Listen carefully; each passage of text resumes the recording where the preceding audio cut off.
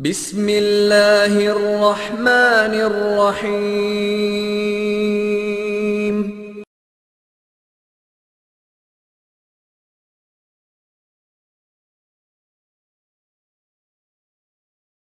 محترم سامعین، تو صرف زیادی صاحب کہتے ہیں کہ میں حفظ قرآن کریم کے لیے داخل ہوا، لیکن لگتا تو یوں ہے کہ 30 پارہ بھی حفظ نہ کر سکے اور پہلے ہی بھاگ گئے۔ آپ سوچ رہے ہوں گے کہ میں نے کس طرح اندازہ لگایا۔ دراصل 30 پارے میں ایک سورت کا نام ہے سورہ مطففین۔ اس میں ایک آیت یوں ہے، کلا ان کتاب الابرار لفی علیین۔ آیت نمبر 18، یہاں علیین میں نون سے پہلے 2 دفعہ کا یا کا لفظ موجود ہے، جبکہ اسی سورہ مطففین میں آیت نمبر 7 یوں ہے، کلا ان کتاب الفجار لفی سجین۔ یہاں سجین میں نون سے پہلے ایک یا ہے۔ اب آپ جلدی سارے کے 3 کلپ سنیں، جس میں علیین کی 2 یا کی طرح سجین میں بھی 2 بار پڑھتے ہوئے کہتے ہیں سجین، اور وہ بھی علیحدہ علیحدہ 3 تقریروں میں۔ آئیے میں آپ کو قرآن مجید سے دکھاتا ہوں۔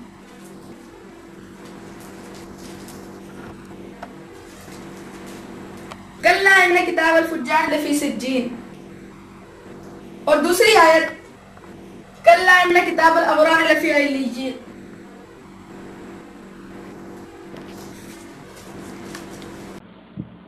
مردہ تو 2 ہی مقام پر ہے، یا علیین میں یا سجین میں، یا جنت میں یا جہنم میں۔ جو جہنم میں ہے اس کو نکلنے کوئی نہیں دے گا، اور جو جنت میں ہے اس کو دنیا پہ آنے کی ضرورت۔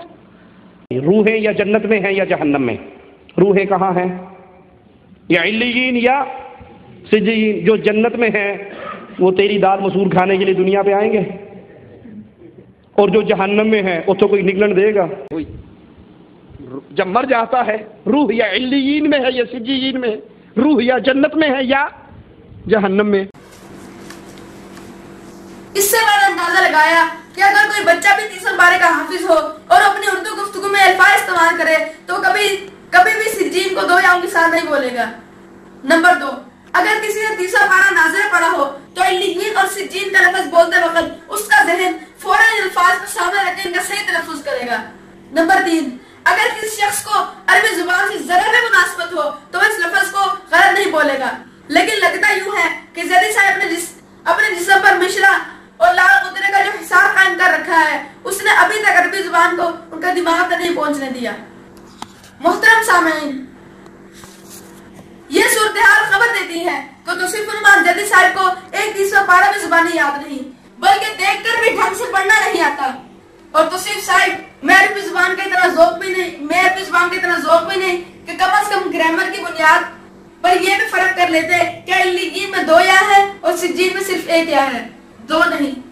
عربی زبان اور گرامر کے تعلق عربی ذوق سے ہے، جبہ اور مال سے نہیں۔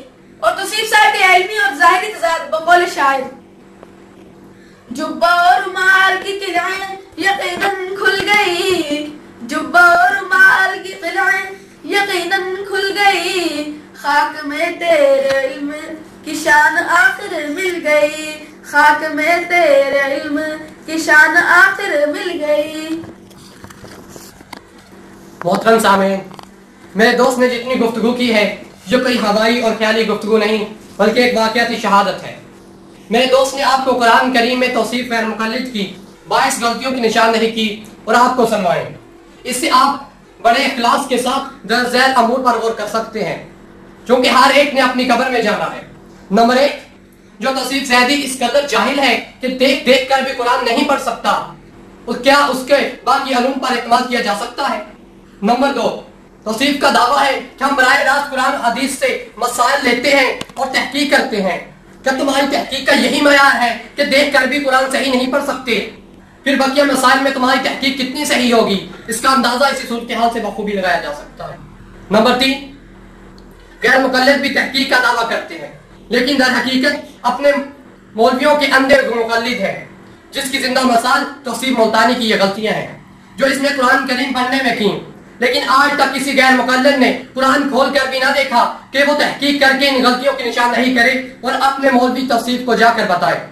نمبر 4، یہ سیڑھیاں سال سے سنی جا رہی ہیں، پوری دنیا میں آج تک کسی غیر مقلد کی غیرت ایمانی جوش میں نہ آئی کہ وہ ان غلطیوں کو درست کرائے۔